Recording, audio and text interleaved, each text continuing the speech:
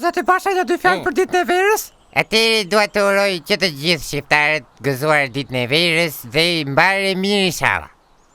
Për sa i përket itinerarit të ditës të verës, ne kemi organizuar një larmishmëri, një mori aktivitetesh duke nisur që nga djegja e gomave, si fillim që falenderojmë te komisari Xhelon që na mundsoi goma të vjetra për t'i djegur gugumalkë që të bëjmë ato adetet e festës të verës. Së dyti vendosëm veroret në përduar se tash i dojnë ose kur të vi vera i këput edhe i lidh në diçka të pejmëve që të na ecin barë kur t'i marrin dallën dyshe.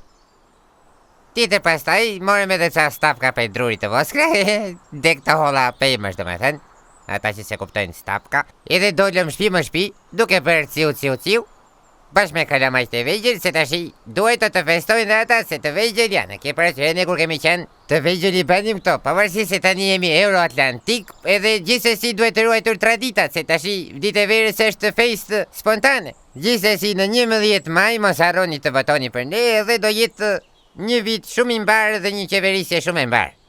Apo jo, se rrini kështu si të heshtur, thashtë.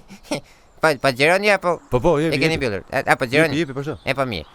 Gëzuar ditën e verës, edhe kujdesni me ballakumet se janë shumë të me sheqere. Mirë, stop, Milla, ja bëj këto gjatë, ja, të shikoni, i din këto. Se janë punë të grave këto, prandaj, nëse, ja, ta shreaguan. Stop!